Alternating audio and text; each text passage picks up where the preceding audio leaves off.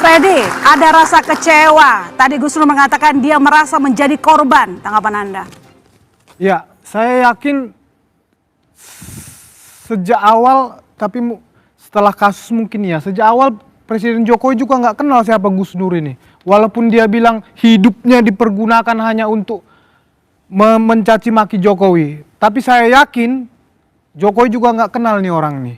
Nah, tapi nanti Ustadz nggak tahu masih berlaku nggak tadi omongannya. Mungkin sebentar lagi kalau sidang masih berlaku nggak itu nanti cium kaki itu. Nanti kita tunggu aja. Nah, itu dari saya. Kemudian tadi Bang Rismon, ya katanya bosan. Kita juga udah bosan. Argumen Bang Rismon itu juga. Ya, dia bilang ijazahnya palsu. Sejak awal dia bilang ijazahnya palsu. Tapi sekarang mempermasalahkan proses-proses itu semua. Sebetulnya ijazahnya yang palsu atau prosesnya sih yang palsu, ini nggak jelas nih. Semakin nggak jelas, semakin dicari semakin tidak jelas, semakin dicari semakin tidak jelas. Ya memang ujungnya memang harus di pengadilan, Bang, harus di pembuktiannya di situ. Abang mau bukti apapun semuanya ujungnya di situ. Ya, itu yang mau saya tanggapi. Kemudian sekali lagi saya sampaikan, ya termasuk Ustadz Gus Nur tadi, tidak ada itu begitu banyak orang-orang yang mengalami proses hukum ya di kepolisian, kemudian tahapan di kejaksaan, dituntut di persidangan. Kalau bicara korupsi, ada banyak loh yang bebas. Nah, ini dipidana. Apakah itu yang bebas diatur Jokowi juga? Kemudian ini yang dipidana diatur Jokowi juga. Apakah semua memang salah Jokowi di Republik ini? Begitu loh, itu narasinya terlalu dipaksakan. Oke, baik. Gus Nur, emang semuanya salah Jokowi? Ya, karena dia presiden. Kalau ayam mati bukan salah Jokowi. Kalau ada monyet mati bukan salah Jokowi. Tapi kalau ada rakyat yang mati kelaparan itu salah Jokowi. Rezim, ya bukan Jokowi, rezim. Termasuk ketika Anda dipidanakan jadi itu gini, salah Jokowi? Ya, jadi gini Mas Freddy. Sekarang gini aja, saya ini pelakunya sidang 6 bulan.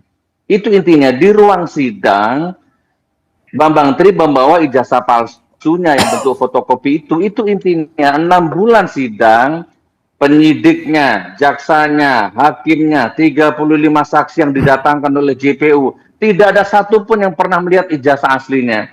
Ini kan debat di TV ini nggak ada kekuatan hukumnya. Ini saya pelaku di pengadilan, Pak Jaksa. Tunjukkan ijazah aslinya, saya cium kakimu. 7 hari 7 malam saya minta maaf ke media. Saya datangi semua keluarga besar Jokowi, saya akan minta maaf. Saya itu orang gentle, saya akan minta maaf. Tapi tidak pernah datang itu ijazah aslinya. Tetap divonis saya 6 tahun.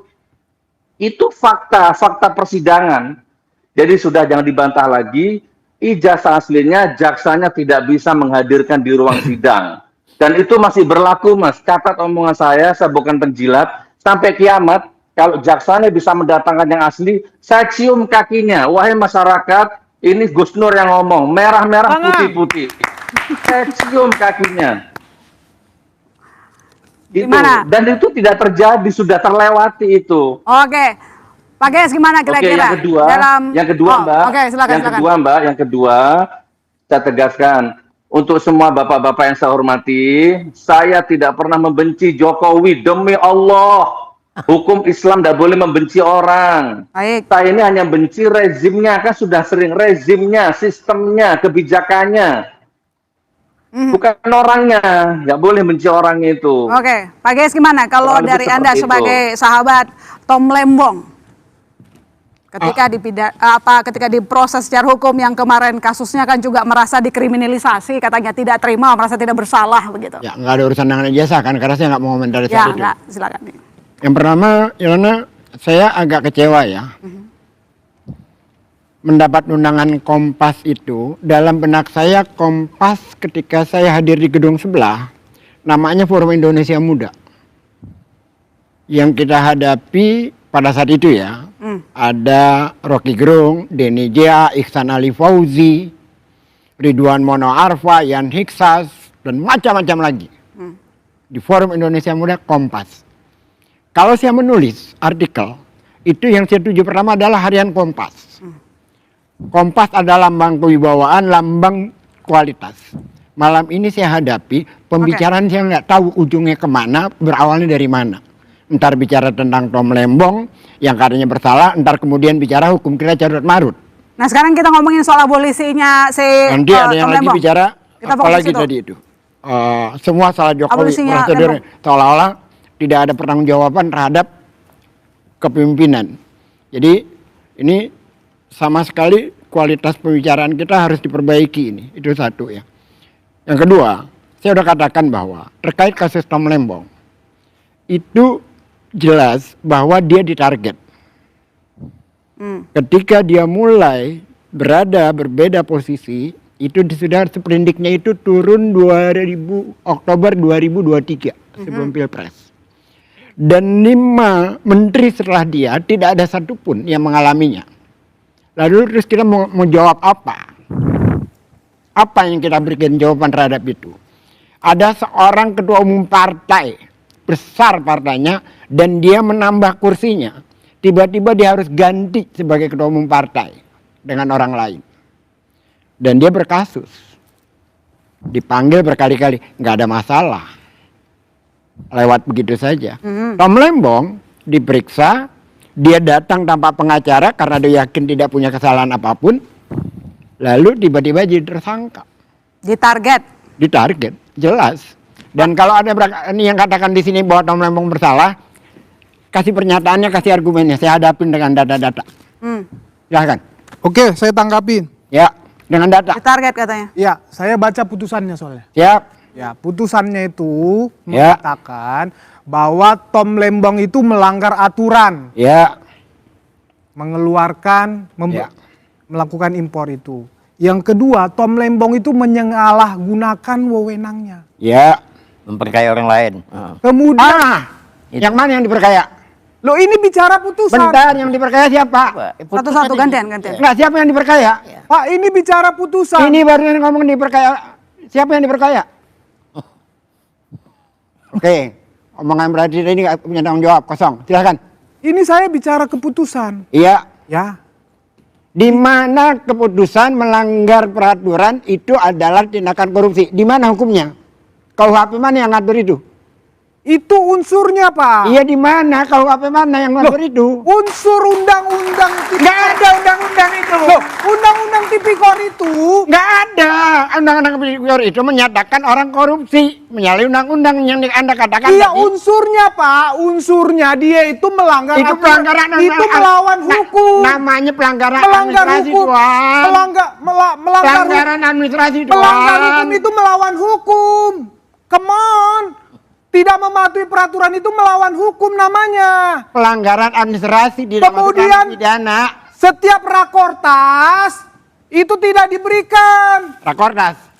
Anda Loh, itu putusan. Tidak ada rakordas. Itu putusan. Tidak ada rakordas. Itu putusan. Tidak ada rakordas. Saya bicara putusan. Tidak ada rakordas. Saya bilang bukan tidak ada rakortas. berarti kan? Tidak Oke. merekomendasikan untuk impor. Itu putusan. Ini rakordasnya, Bos. Gua bawa datanya. Makanya kalau ngomongnya Saya bukan bilang tidak ada rakortas, tidak merekomendasikan ngimpor pada saat itu. rekomendasi. Bisa nggak Ini diomongannya bicara kita Pak balik Endar. lagi? Ini Kira-kira rekomendasi. apa pertimbangan dari Presiden Prabowo Dulu. Subianto memberikan abolisi Gimana kalau kepada tidak ada sama sekali Tom ngomong mau Lembong? melakukan aja? Silakan. Saya bicara Sebentar Pak, putusan. gantian, silakan. Jadi Silakan. Sebentar. Tahan, Minta silakan. datanya dulu dong. Sebentar, Pak. Yang mana? Ini datanya. Satu. Ini baca.